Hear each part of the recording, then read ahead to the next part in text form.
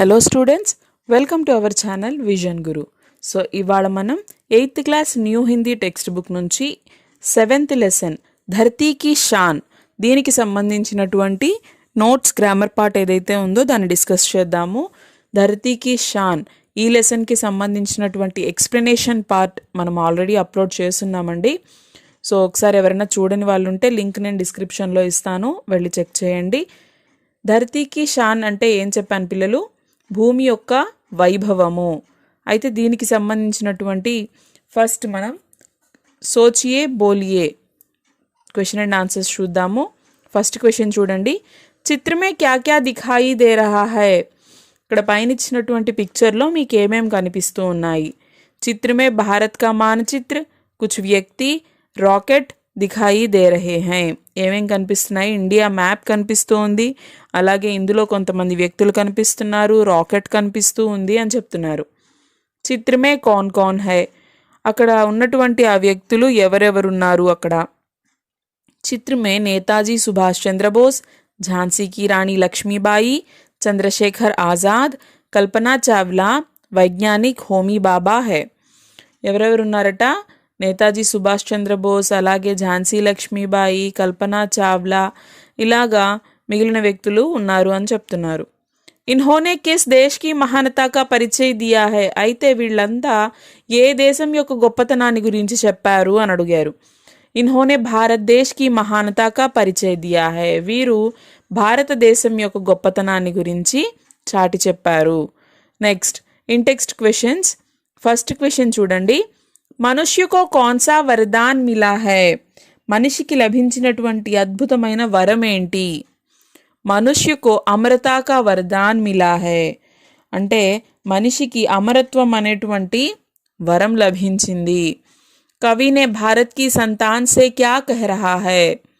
కవి భారత సంతానం అంటే భారత జాతితో ఏమని చెప్తున్నాడు అంటే మానవులతో, మనుషులతో ఏమని చెప్తున్నాడు?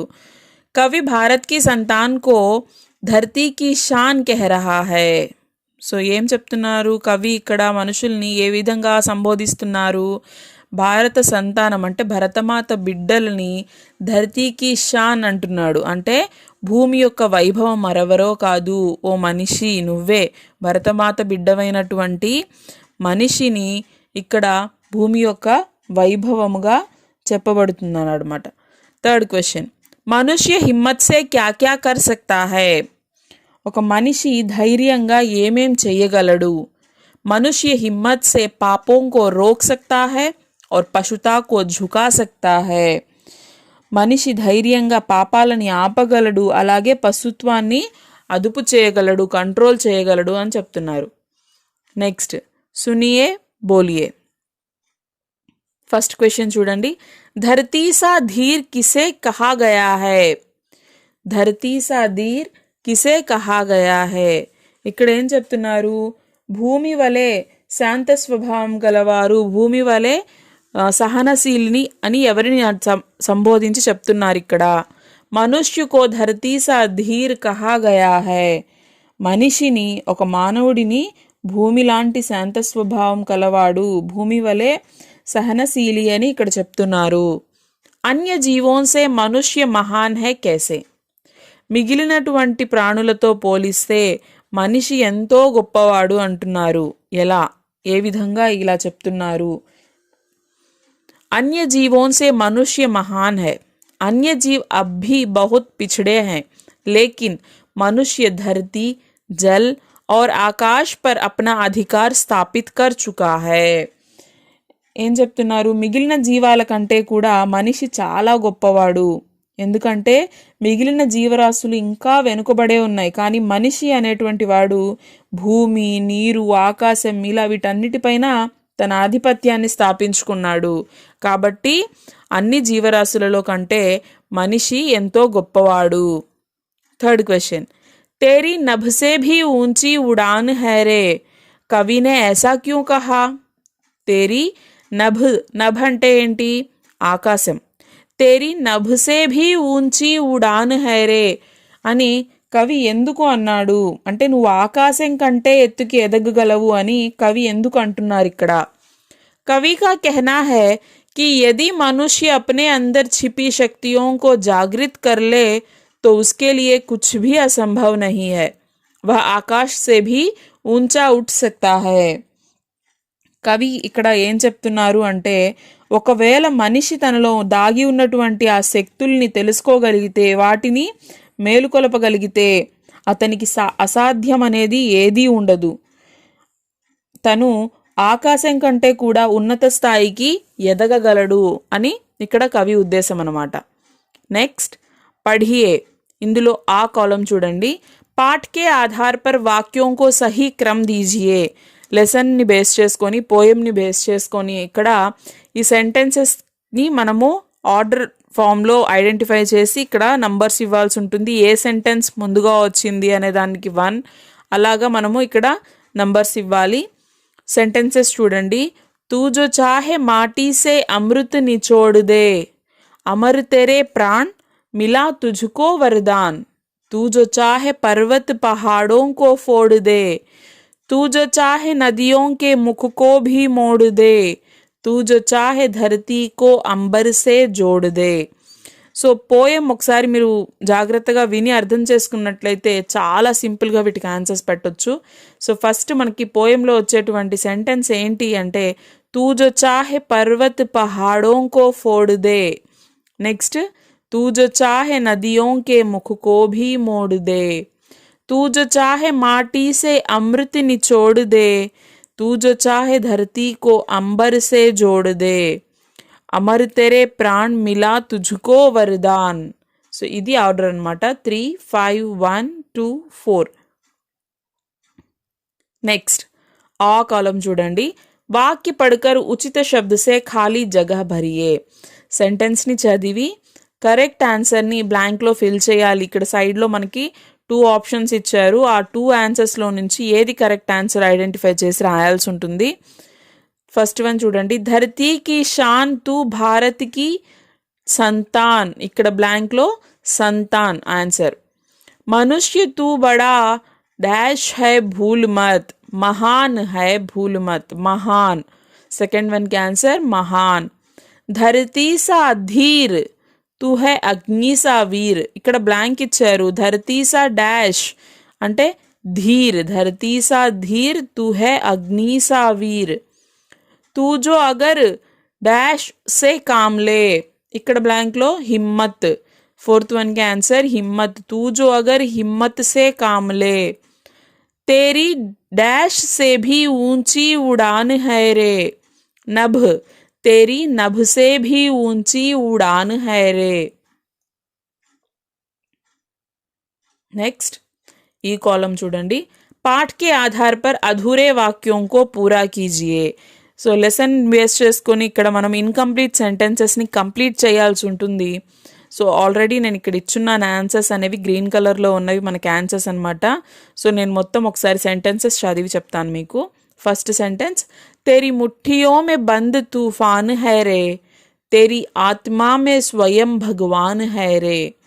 तू जो चाहे तो काल को भी थाम ले, पापों का प्रलय रुके, पश्ता का शीश झुके, गुरु सा मतिमान, पवन सा तू गतिमान. Next column. पद्यांश पढ़कर विकल्पों से प्रश्नों के सही उत्तर चुनकर कोष्टक में लिखिए. ఇక్కడ మనకి ఒక పోయం ఇచ్చారు. పద్యాంశ్ పోయం ఇచ్చారు. ఈ పోయంని చదివి వాటి కింద ఇచ్చినటువంటి క్వశ్చన్స్కి ఆన్సర్స్ని మనము ఐడెంటిఫై చేయాలి. ఆప్షన్ ఏది కరెక్ట్ అయితే ఆ ఆప్షన్ని మనము కోస్టక్ అంటే బ్రాకెట్లో రాయాల్సి ఉంటుంది. ఇక్కడ మనకి ఆన్సర్స్ అనేవి వికల్ప్ ఆప్షన్స్ ఇచ్చున్నారు. ఆప్షన్స్ని చూసుకొని మనము వాటికి ఆన్సర్స్ని పెట్టాల్సి ఉంటుంది అనమాట. పోయం చూద్దాం. కదం కదం బఢాయే జా, సఫలతా తూ పాయే జా, ఏ భాగ్య హై తుమ్హారా తూ కర్మ సే బనాయే జా, నిగాహేं रखो लक्ष्य पर कठिन नहीं ये सफर, ये जन्म है तुम्हारा तू सार्थक बनाए जा. ఒకసారి మళ్ళీ చూడండి. కదం కదం బఢాయే జా, సఫలతా తూ పాయే జా, ఏ భాగ్య హై తుమ్హారా తూ కర్మ సే బనాయే జా, నిగాహేं रखो लक्ष्य पर कठिन नहीं ये सफर, ये जन्म है तुम्हारा तू सार्थक बनाए जा. ఇది నీరజ్ అరోడా రాసినటువంటి పోయం అన్నమాట. అంటే జీవితంలో ధైర్యంగా ముందడుగు వేస్తూ ఉంటే నువ్వు తప్పకుండా విజయాన్ని సాధిస్తావు. శ్రమిస్తూ నీవు నీ అదృష్టాన్ని నువ్వే మార్చుకోగలవు. ఏ భాగ్య హై తుమ్హారా తు కర్మ సే బనాయే జా. నీ అదృష్టాన్ని నీ కష్టంతో నువ్వు మార్చుకో. నిగాహే రఖో లక్ష్య పర్ కఠిన్ నహీ ఏ సఫర్. నువ్వు నీ లక్ష్యం పైన దృష్టి ఉంచు. నీ జీవిత ప్రయాణం అనేది అంత కష్టమేమీ కాదు. ఏ జన్మ హై తుమ్హారా తు సార్థక్ బనాయే జా. ఈ జన్మని నువ్వు సార్థకం చేసుకో అని చెప్పి ఈ పోయంలో చెప్తున్నారు. సో అయితే క్వశ్చన్స్ చూడండి. కదం కదం బఢానే సే క్యా పా సక్తే హై. సఫలత, असफलता, इज्जत, शान. सफलता ऑप्शन ए. मनुष्य का भाग्य किससे बनता है. भाग्य से, कर्म से, सरल से, क्रिया से. कर्म से. हमें किस पर निगाह रखनी चाहिए. भविष्य पर, पड़ोसी पर, लक्ष्य पर, भाग्य पर. लक्ष्य पर. किसे सार्थक बनाना है. प्रकृति को, दूसरे को, दुनिया को, जन्म को. जन्म को. भाग्य का विलोम शब्द क्या है. योग्य, सुभाग्य, दुर्भाग्य, कुभाग्य. ऑप्शन सी दुर्भाग्य. పద్యాంశ్ పడ్కర్ 3 ప్రశ్న बनाइए. ఇక్కడ చూడండి, ఇందాక మనం ఏం చేసాం, పోయం చదివి ఇచ్చినటువంటి క్వశ్చన్స్కి ఆన్సర్ని రాసాం. ఇక్కడ మనం ఏం చేయాలి, ఇక్కడ పోయం చదివి మనమే ఓన్గా ఒక 3 క్వశ్చన్స్ని ఫామ్ చేయాలన్నమాట. ఫస్ట్ ఇక్కడ ఒక క్వశ్చన్ ఆల్రెడీ ఇచ్చున్నారు ఏ విధంగా అడగొచ్చు అని. అలా మనము ఏవైనా ఒక 3 క్వశ్చన్స్ని ఈ పోయం నుంచి మనం తయారు చేయాలి. సో పోయం చూడండి. హమ్ ఉన్ వీరోं के बच्चे हैं जो धुन के पक्के सच्चे हैं. जो धुन के पक्के सच्चे थे. हम उनका मान बढ़ाएंगे, हम जग में नाम कमाएंगे. हम उन वीरों के बच्चे हैं जो धुन के पक्के सच्चे थे. हम उनका मान बढ़ाएंगे, हम जग में नाम कमाएंगे. हम किनके बच्चे हैं. ఇక్కడ చూడండి, हम उन वीरों के बच्चे हैं అని అంటే మేము ఆ వీరుల యొక్క పిల్లలము అన్నాము. క్వశ్చన్ ఏమడగొచ్చు, మేము ఎవరి పిల్లలము అని. ఇక్కడ హమ్ కిన్కే బచ్చే హై, మనము ఎవరి పిల్లలము అని అడిగారు. అలాగే వీర్ कैसे थे, वीरों का मान कौन बढ़ाएंगे, बच्चे जग में क्या कमाएंगे. సో ఇలాగా 3 క్వశ్చన్స్ ఇచ్చున్నాము. నెక్స్ట్ లిఖియేకి సంబంధించినటువంటి క్వశ్చన్ అండ్ ఆన్సర్స్ చూడండి. మనుష్య చాహే తో క్యా కర్ సక్తా హై. మనిషి తలుచుకుంటే ఏం చేయగలడు. मनुष्य चाहे तो पहाड़ों को तोड़ सकता है, नदियों का बहाव मोड़ सकता है, मिट्टी से अमृत निकाल सकता है, वह धरती और आकाश को एक कर सकता है. ఒక మనిషి తలుచుకుంటే కొండల్ని కూడా పిండి చేయగలడు, నదుల ప్రవాహాన్ని కూడా మార్చివేయగలడు, మట్టి నుంచి అంటే ఈ భూమి నుంచి అమృతాన్ని తీయగలడు, అంటే అమృతం లాంటి పంటలను పండించగలడు, అవసరమైతే ఈ భూమిని ఆకాశాన్ని కూడా ఒకటి చేయగలడు అని చెప్తున్నారు. మనుష్య తూ బడా మహాన్ హై, కవినే ఐసా క్యూ కహా. ఓ మనిషి నువ్వు చాలా గొప్పవాడివి అని కవి ఎందుకు అంటున్నారు. कवि की दृष्टि में मनुष्य ही बड़ा महान है. मनुष्य में अनेक प्रकार की शक्तियां छिपी हुई है. वह अपनी शक्ति से हर असंभव कार्य को संभव करने की क्षमता रखता है, लेकिन वह अपनी शक्ति को नहीं पहचानता. इसीलिए कवि ने मनुष्य तू बड़ा महान है कहकर उसका आत्मविश्वास जागृत करने का प्रयास किया है. చూడండి, కవి ఎందుకు చెప్తున్నారు ఇలా అంటే, కవి దృష్టిలో మనిషి చాలా గొప్పవాడు. మనుష్య మే అనేక ప్రకార్ కి శక్తియాं छिपी हुई है. మనిషిలో ఎన్నో శక్తులు దాగి ఉన్నాయి. वह अपनी शक्ति से हर असंभव कार्य को संभव करने की क्षमता रखता है. మనిషిలో ఏ అంటే మనం చెయ్యలేము అనుకున్న పనిని కూడా చేసేటువంటి సామర్థ్యం కలవాడు ఒక మనిషి అనేటువంటి వాడు. కానీ वह अपनी शक्ति को लेकिन वह अपनी शक्ति को नहीं पहचानता. కానీ మనిషి తనలో ఉన్నటువంటి ఆ సామర్థ్యాన్ని, ఆ శక్తులని గుర్తించలేడు. इसीलिए कवि ने मनुष्य तू बड़ा महान है कहकर उसका आत्मविश्वास जागृत करने का प्रयास किया गया है. సో అందుకే ఇక్కడ కవి మనిషిని ఈ విధంగా చెప్తున్నాడు, నువ్వు చాలా గొప్పవాడివి అని చెప్తూ అతని ఆత్మవిశ్వాసాన్ని ఇంకా మేలుకొల్పేటువంటి ప్రయత్నం చేస్తున్నాడు ఇక్కడ కవి. నెక్స్ట్ క్వశ్చన్, తుమ్ సమాజ్ కే లియే క్యా కర్ సక్తే హో? నువ్వు సమాజం కోసం ఏం చేయగలవు? मैं जिंदगी में एक अच्छा इंसान बनकर समाज के लिए निम्नलिखित कार्य कर सकता हूँ. నేను జీవితంలో ఒక మంచి వ్యక్తిగా మారి సమాజం కోసం ఈ క్రింద చెప్తున్నటువంటి పనుల్ని చేయగలను. ఏంటంట? पेड़ पौधे लगाकर पर्यावरण की रक्षा कर सकता हूँ. నేను మొక్కలని చెట్లని పెంచి పర్యావరణాన్ని రక్షించగలను. गरीब सुविधाओं से वंचित बच्चों को शिक्षित कर सकता हूँ. సో నేను చదువుకొని నేను నాలెడ్జ్ని తెచ్చుకొని పేదవారు సదుపాయాలు లేక చదువుకోలేని పిల్లలకి పేద పిల్లలకి నేను చదువుని చెప్పగలను. बाल मजदूरी और भ्रष्टाचार से मुक्त समाज को बनाने की मुहिम चला सकता हूँ. నేను బాల కార్మికుల వ్యవస్థ అవినీతి లేని సమాజాన్ని నిర్మించడానికి నా వంతు తగిన ప్రయత్నాన్ని నేను చేయగలను అని చెప్తున్నారు. నెక్స్ట్, धरती की शान कविता का सारांश अपने शब्दों में लिखिए. సో ధరతీ కి షాన్, భూమి యొక్క వైభవము అనేటువంటి ఈ పోయం యొక్క సారాంశం అడిగారు ఇక్కడ. సారాంశం అంటే ఏం లేదు, అసలు ఎవరు ఈ పోయం మనం చెప్పుకుంటున్నటువంటి ఈ పోయాన్ని ఎవరు రాశారు, ఇందులో కవి ఏం చెప్పాలి అనుకుంటున్నారు, ఏం చెప్పారు, దాని గురించి మనం బ్రీఫ్గా రాయడమే ఇక్కడ సారాంశం అన్నమాట. మనం ఆల్రెడీ ఇప్పుడు దాకా చెప్పుకున్నటువంటి క్వశ్చన్స్ అన్నిట్లో కూడా ఆ పాయింట్స్ మొత్తం మ్యాక్సిమం వచ్చుంటాయి మనకి. అవే రిపీటెడ్గా మళ్ళీ ఈ క్వశ్చన్లో కనిపిస్తాయి మనకి. సారాంశం అంటే చాలా పెద్దదిగా ఉంది కదా, ఇది ఇంత పెద్ద క్వశ్చన్ ఎలా నేర్చుకోవాలి అని చాలామంది పిల్లలు భయపడుతూ ఉంటారు. ఏం లేదు, మీరు అబ్జర్వ్ చేసినట్లయితే మనము ఇప్పుడు దాకా లిఖియేకి సంబంధించి కానీ ఇంటెక్స్ట్ క్వశ్చన్స్ కానీ చదివాం కదా, సేమ్ ఆన్సర్ పాయింట్స్ ఇందులో కూడా ఉంటాయి. సో అయితే చూడండి, ఒకసారి నేను ఇది కూడా చదివి చెప్తాను మీకు. धरती की शान कविता पंडित भरत व्यास की रचना है. वे कहते हैं, मानव धरती का वैभव और भारत माता की संतान है. वह अपनी ताकत से धरती का वैभव बढ़ा सकता है. वह महान है. मानव पहाड़ों को फोड़ सकता है.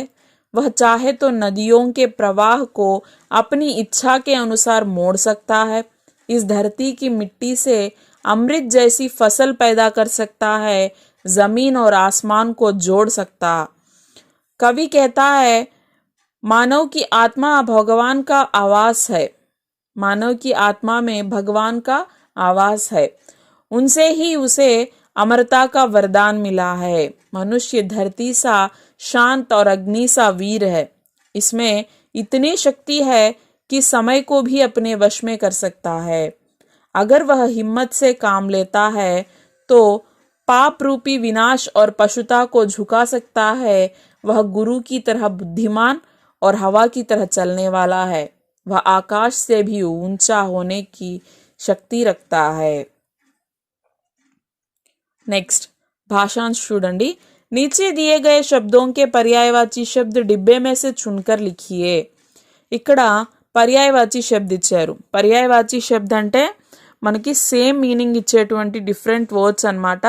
వాటికి ఆన్సర్స్ కూడా ఇక్కడ పక్కన బాక్స్లో ఇచ్చున్నారు. కాకపోతే ఏ వర్డ్కి ఏ ఆన్సర్ అనేది మనం ఐడెంటిఫై చేసి రాయాల్సి ఉంటుంది. ఫస్ట్ చూడండి, धरती शब्द के पर्यायवाची शब्द पृथ्वी, भूमि. संतान शब्द के पर्यायवाची शब्द है संतति, औलाद. भगवान शब्द के पर्यायवाची शब्द है प्रभु, विधाता. अग्नि शब्द के पर्यायवाची शब्द है आग, अनल. हिम्मत शब्द के पर्यायवाची शब्द है साहस, बहादुरी. नेक्स्ट, रेखांकित शब्द का विलोम शब्द वाक्य में पहचान कर लिखिए. ఇక్కడ సెంటెన్స్ ఇచ్చున్నారు. సెంటెన్స్లో అండర్లైన్ చేసినటువంటి వర్డ్కి ఆపోజిట్ వర్డ్ని ఐడెంటిఫై చేసి రాయాల్సి ఉంటుంది. అవి కూడా మనకి ఈ సెంటెన్సెస్లోనే ఉంటాయి, ఎక్కడో కాదు. ఆన్సర్స్ కూడా ఈ సెంటెన్స్లోనే ఉంటుంది. హమే కాయర్ నహీ వీర్ బననా చాహియే. ఇక్కడ చూడండి, కాయర్, దీనికి ఆపోజిట్ వర్డ్ వీర్. వీర్ ఇక్కడ రాసున్నాను మళ్ళీ సెంటెన్స్లో కూడా మనకు ఆన్సర్ ఉంది. धरती की शान को अंबर तक पहुंचाना है. धरती, अंबर. विज्ञान हमारे लिए वरदान है, अभिशाप नहीं. वरदान, वरदान का विलोम शब्द है अभिशाप. हमारी वाणी अमृत जैसी होनी चाहिए. अमृत, विलोम शब्द है विष. परोपकार करने से पुण्य, दुख देने से पाप मिलता है. पुण्य, पुण्य शब्द का विलोम शब्द है पाप. पाठ में आए शब्दों को वर्ग पहेली में ढूंढकर लिखिए. ఇక్కడ చూడండి వర్గ పహేలి. సో ఫస్ట్ ఆల్రెడీ ఎగ్జాంపుల్కి మనకి ఇక్కడ ఇచ్చేసారు భగవాన్ అనేటువంటి వర్డ్.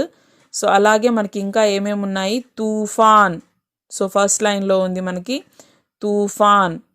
నెక్స్ట్ అదేవిధంగా ధరతీ, धरती, पहाड़, पहाड़. సో ఈ విధంగా ఇంకా మనకి పవన్, చూడండి పవన్, वरदान. బేమేల్ శబ్ద్ పర్ గోలా లగాయియే. సో బేమేల్ శబ్ద్ అంటే ఏంటి, ఇక్కడ మనకి ఆడ్ వన్ అన్నమాట. సో ఇక్కడ చూసినట్లయితే ఫస్ట్ వన్ ధరతీ, అంబర్, మనుష్య, తూఫాన్. ఇక్కడ చూడండి ధరతీ అంటే భూమి, అంబర్ అంటే ఆకాశం, మనుష్య మనిషి, తుఫాన్ తుఫాన్. సో భూమి, ఆకాశం, తుఫాన్ ఇవన్నీ ఏంటి, ప్రకృతికి సంబంధించిన వర్డ్స్, నేచర్కి సంబంధించిన వర్డ్స్. సో ఇక్కడ మనకి డిఫరెంట్ వర్డ్ ఏంటి, మనుష్య. సో కాబట్టి మనము మనుష్యని సర్కిల్ చేసాము. అదేవిధంగా పర్వత్, నదియా, మాటి, ప్రాణ్. ఇందులో ప్రాణ్. शीश, धीर, वीर, शूर. शीश. बड़ा, काला, बड़ा, काल, उत्तम, महान, काल. फोड़, तोड़, जोड़, पहाड़. ఇందులో పహాడ్. సో ఇవి బేమేల్ శబ్ద్ అన్నమాట, అంటే మనకి డిఫరెంట్గా ఉన్నటువంటి వర్డ్స్. నెక్స్ట్ సృజనాత్మకత చూడండి. సృజనాత్మకతలో ముఝే యహ్ పసంద్ హై, నాకు ఇవి ఇష్టము అని చెప్పేసి ఇక్కడ కొన్ని ఇచ్చున్నారు సెంటెన్సెస్. ముఝే సవేరే ఉట్నా పసంద్ హై, నాకు తెల్లవారుజామున లేవటం ఇష్టం. ముఝే ఆమ్ పసంద్ హై, నాకు మ్యాంగో ఇష్టం. ముఝే పఢనా పసంద్ హై, నాకు చదవటం ఇష్టం. ముఝే ఖేల్నా పసంద్ హై, నాకు ఆడడం ఇష్టం. ఇలాగా కొన్ని వాళ్ళకి ఇష్టమైనటువంటి ఇష్టాల గురించి చెప్పారు. अब आपको जो पसंद है, ఇప్పుడు మీరేం చేయాలి, మీకు ఇష్టమైనవి ఇందులో రాయాలన్నమాట. मुझे छुट्टियों में देर से उठना पसंद है, నాకు హాలిడేస్ టైంలో లేట్గా లేవడం ఇష్టం. मुझे अंगूर पसंद है, నాకు గ్రేప్స్ అంటే చాలా ఇష్టం. मुझे लिखना पसंद है, నాకు రాయటం కూడా చాలా ఇష్టం. मुझे खेल देखना पसंद है, నాకు సినిమాలు చూడటం, అలాంటివి ఆటలు చూడటం, ఇలాగా చూడడం నాకు చాలా ఇష్టం. నాకు ఆటలు చూడడం అంటే చాలా ఇష్టం. సో ఇది సృజనాత్మకత కార్య అనమాట. ఇది ఓవరాల్గా ఈ లెసన్కి సంబంధించినటువంటి text book grammar part. I hope మీ అందరికీ అర్థమైంది అనుకుంటున్నాను. దీనికి సంబంధించి మీకు ఏమైనా డౌట్స్ ఉంటే నాకు కామెంట్ సెషన్లో చెప్పండి. ఈ వీడియో కానీ మీకు అర్థమైంది, మీకు హెల్ప్ అవుతుంది, మీకు నచ్చింది అనుకుంటే మన వీడియోని లైక్ చేయండి, షేర్ చేయండి. అలాగే మన ఛానల్ని సబ్స్క్రైబ్ చేసుకోండి. బెల్ ఐకాన్ క్లిక్ చేయడం ద్వారా మీకు నోటిఫికేషన్స్ అనేవి ఇమ్మీడియట్గా వస్తాయి. Thank you.